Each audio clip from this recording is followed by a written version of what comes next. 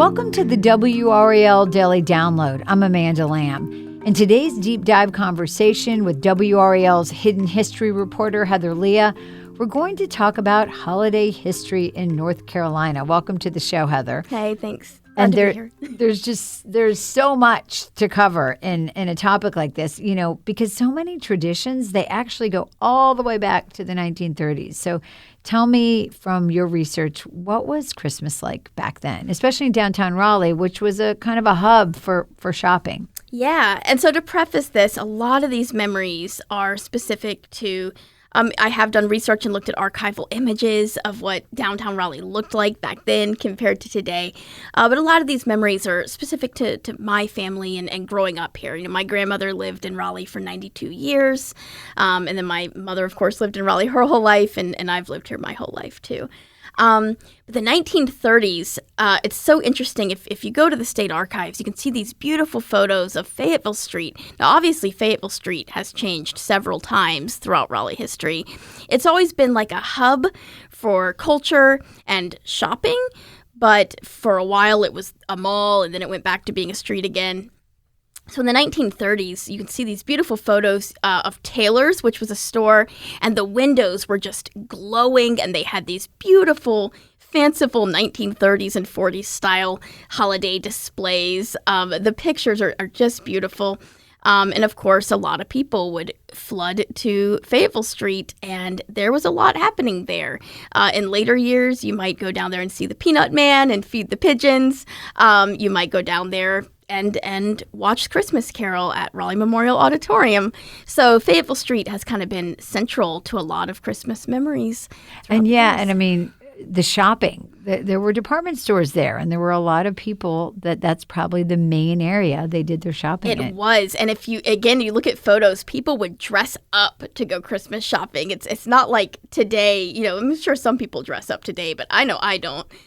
Christmas shopping a lot of times now is done from my couch, but back then people would dress up and they would wear these dapper outfits and walk through Fayetteville Street.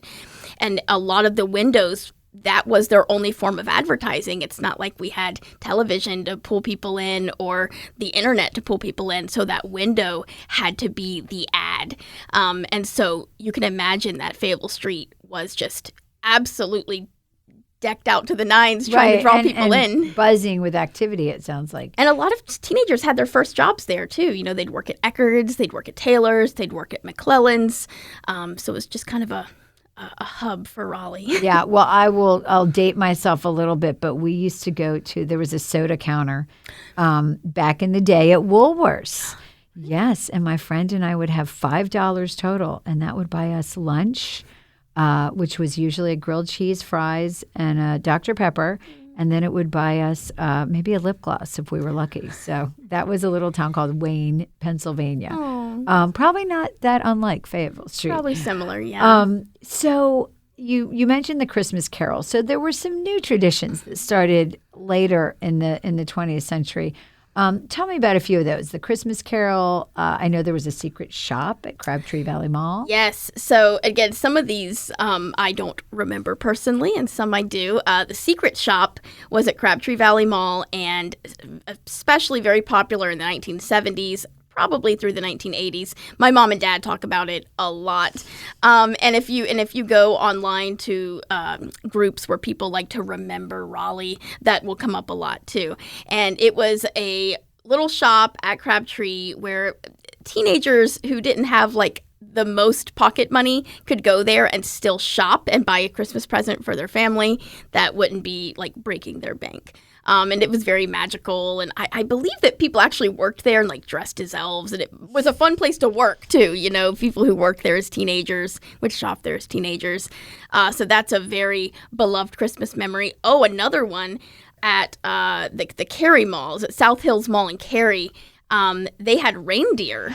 You know what? I remember that, actually. I don't know how long ago that was. I've been here, almost 30 years. So it was sometime in that time period. I remember going there and seeing People the remember reindeer. and love the reindeer. And then I know I liked going to Tallheimer's when I was a kid in the 80s and seeing Snow Bear. He was this bear that would wear this huge, big outfit, and he'd walk around and he'd give out stickers. That's right.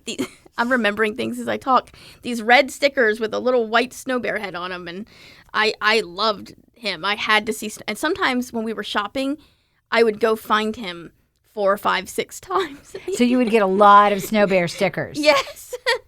I'm sure Snow Bear's like, oh, it's this kid again.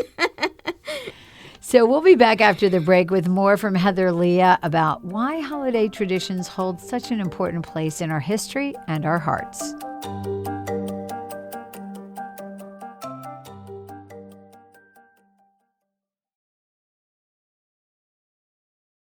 Welcome back to the WRAL Daily Download. I'm talking with Heather Leah about holiday traditions. Now, one we did not cover is where people get their trees. There was a famous place, I don't know, maybe it still exists, where people buy their Christmas trees. Yes. So obviously there were several places where people would buy their trees, but one that I think is especially memorable is Booger Mountain, because Booger Mountain, and I believe it does still exist, but it's just been around a long time. And they were the tree lot near my house, but they had these red coats that said, "I'm a booger" on the back. And so it's a very inside joke. Yes. You had to know what they were talking about. And so still, like at Christmas, Mom and I will just be like, "I'm a booger." And I always wanted one of those coats, but you couldn't buy. We had to work there. But I do know that prior to Booger Mountain, people did used to buy their trees at Devereaux Meadow, which was a baseball stadium that was built in the 1930s, and it was open through the 60s or 70s. And it was a very popular minor league baseball stadium. It's not there anymore. There's remnants of it if you know where to look, but the stadium is gone. But I do know that they had Christmas trees, and a lot of people would go into downtown to shop right in Fayetteville Street, and then on their way out of downtown, they'd stop at Devereaux Meadow and pick out their tree. And of course, we have a lot of farmers in North Carolina, in the western part of the state, that grow trees and sell them.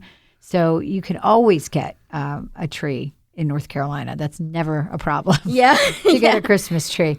I know you love history, and so do I. And there's something about holiday traditions. And I think it really doesn't matter what holiday you're celebrating, whether you are celebrating the Jewish tradition of Hanukkah, whether you're celebrating Kwanzaa, Christmas. It just brings you back to a moment in time. And you've talked about it several times, in childhood. It sparks such an emotional chord. Why do you think that is? Well, I think part of it is it's the time of year where if no other time of year, you will hopefully be around your family that time of year. And especially in childhood, when you get to be around your grandparents and your parents and sometimes your great-grandparents, and you hear their stories of Christmases long ago and the traditions that they did, just really, I think, ties you into your family and your ancestors. And there's a sense of magic from that hopefully stays alive through adulthood. And one way to do that is by continuing these traditions, going to go see A Christmas Carol, which is a very popular Raleigh tradition, or just going and walking down Fayetteville Street and remembering how things used to be, Have you mentioned a few of the traditions from your family and that have been passed down in your family? What are some of your favorites that you guys still continue? Well, one that I think a lot of people do is Northridge. Northridge neighborhood had beautiful lights when I was growing up. And so rather than going to find like the big house, because the Cross family lights, which were very popular in the 1960s, were not around anymore. And I don't believe that Happy Land, another big tradition of lights, had started yet. So in the 80s and 90s, Northridge was quite a place to drive around and see the lights, because it's a very nice neighborhood. It's upscale. They did the luminaries. And on Christmas Eve, my mom and I would always, and we still do, go drive, see the luminaries. And there was one house, and I'm sure they have no idea that they made this impact on my childhood, but they had a Santa Claus that they had in their front yard laying in a hammock. and he was there all December.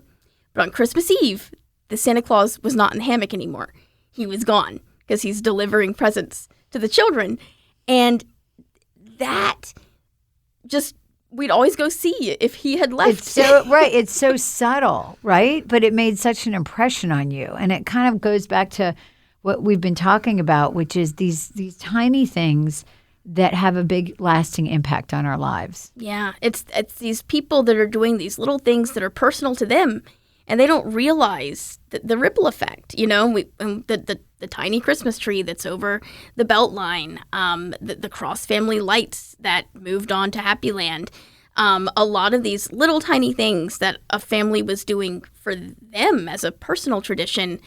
I don't know, during the holidays, it kind of has this ripple effect, and you really never know the magic you're creating for other people. Right, and they don't know, like you said, as a little girl having that memory, they don't know what an impression they made, and that you grow up and still remember that. I do. I really wish I could find that family and tell them, be like, do you know that little thing that you did made my Christmas every year? But I believe Northridge was a pretty common place that people would drive through and look at the lights in that time period. And we still look today.